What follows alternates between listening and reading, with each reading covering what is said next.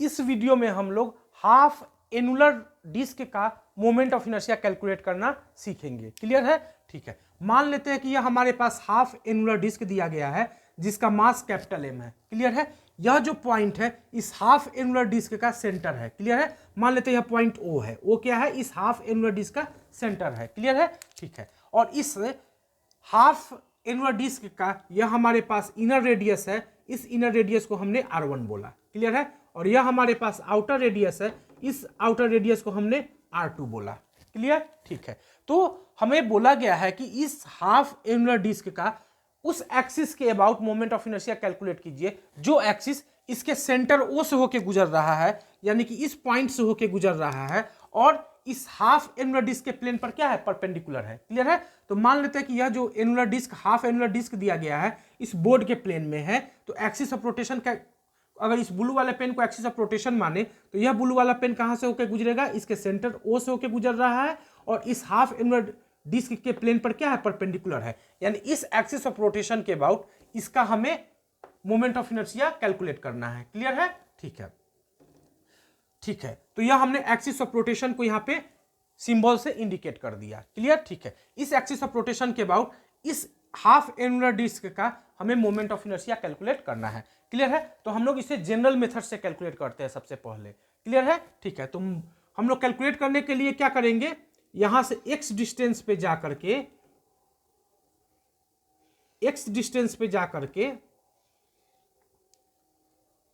ठीक है, x radius वाला हम लोग एक रिंग कंसीडर करेंगे, एक हाफ रिंग कंसीडर करेंगे। क्लियर है?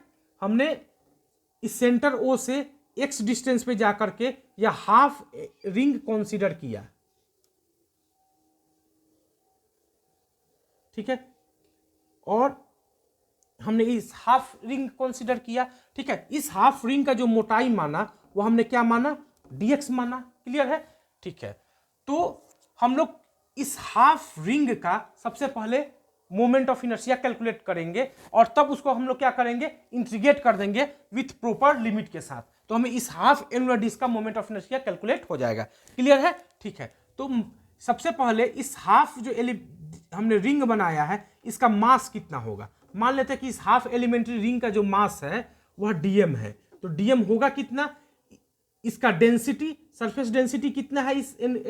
कितना होगा इस एनुलर डिस्क का? अगर हम लोग उसको सिग्मा माने तो सिग्मा बराबर होगा कितना? सिग्मा बराबर क्या होगा? इसका मास हमारे पास कितना है? m है अपॉन R2 रेडियस वाले डिस्क का हाफ डिस्क का एरिया।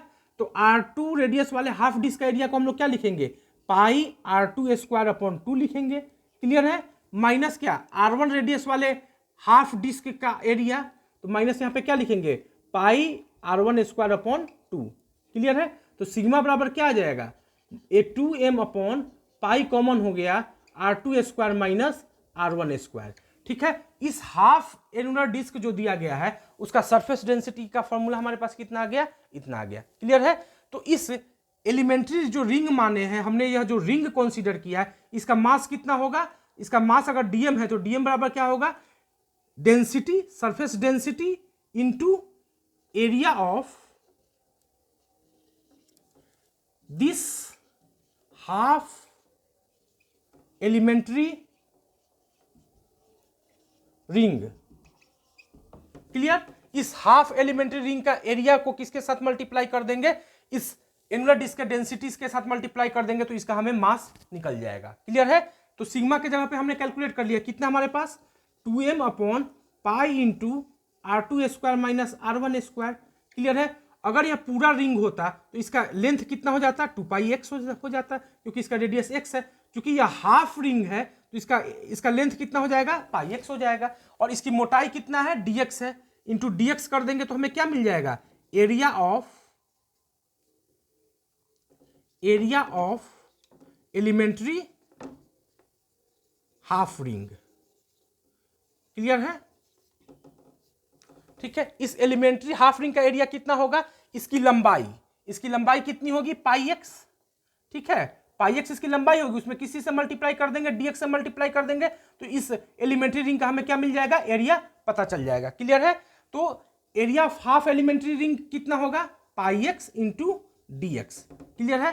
तो dm हमें पता चल गया कितना होगा, यहां से हम पाई पाई कैंसिल आउट कर देते हैं, तो dm बराबर हमें क्या मिल जाएगा, 2m upon r2 square minus r1 square into x into d x. Clear है? ठीक है, तो इस एलिमेंट्री रिंग का हमें मास पता चल गया कितना है। क्लियर? ठीक, अब हमें कैलकुलेट करना है इस एलिमेंट्री रिंग का मोमेंट ऑफ इनर्शिया किस एक्सिस के, इस अब हमें कैलकुलेट करेंगे इस एलिमेंट्री रिंग का इस एक्सिस ऑफ रोटेशन के about moment of inertia. Clear है? अगर हमें यह पता है कि अगर यह हाफ रिंग हो, इसका मास m हो और रेडियस कितना हो, r हो, तो सेंटर से एक्सिस गुजरे और इस हाफ रिंग के प्लेन पर परपेंडिकुलर हो, यानी यह एक्सिस, इस एक्सिस के अबाउट इस हाफ रिंग का जो मोमेंट ऑफ इनर्शिया होता है वह कितना होता है, m into r square. Clear है?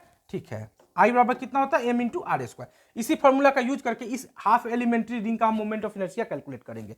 क्लियर है?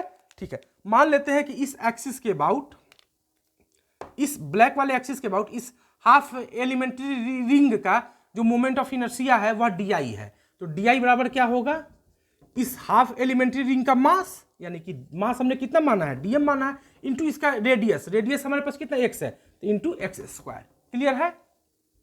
ठीक है, तो डीएम के जगह पे हम लोग कितना लिख देंगे, 2m upon r2 square minus r1 square into x into d x into x square.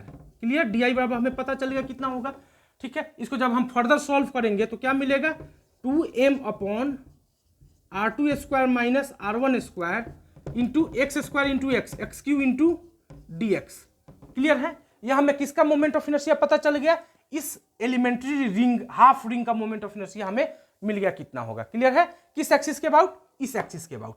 हमें क्या चाहिए, इस एक्सिस के अबाउट इस एनुलर डिस्क का मोमेंट ऑफ इनर्शिया चाहिए।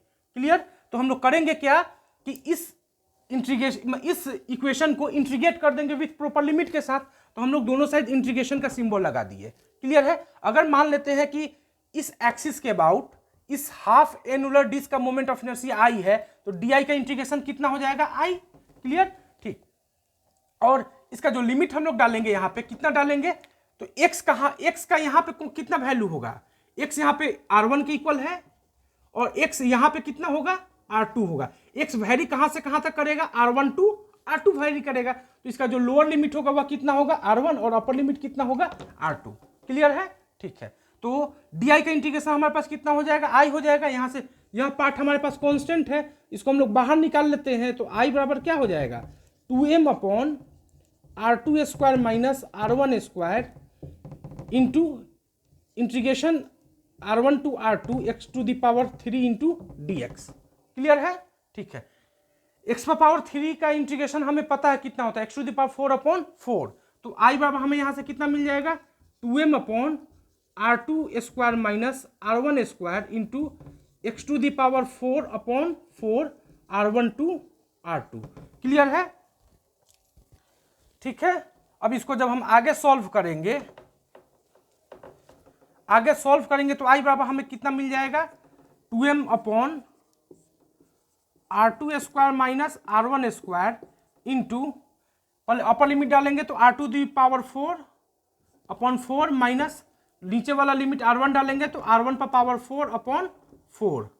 क्लियर है? यहां से 4 एलसीएम लेके हम लोग बाहर निकाल लेते हैं, तो 2m upon 4 r2 square minus r1 square into, इसको हमारे पास अंदर क्या बचेगा, r2 the power 4 minus r1 पर पावर 4। क्लियर है? अब इसको हम लोग फैक्टराइज कर देते हैं, इसको हम लोग कुछ इस तरह से लिख सकते हैं, 2m upon 4 into r2 square minus r1 square, और इसको लिख सकते हैं r2 the square minus r1 square into r2 square plus r1 square. Clear है? यहां से यह पार्ट कैंसिल आउट हो जाएगा, यह 2 टाइम्स कैंसिल आउट हो जाएगा, तो हमें मिलेगा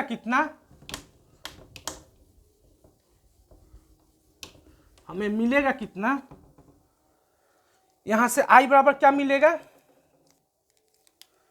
आई बराबर जो मिलेगा m अपॉन 2 मास का आधा इंटू, ये कैंसिल आउट हो गया, बचेगा कितना, r1 square plus r2 square. Clear है?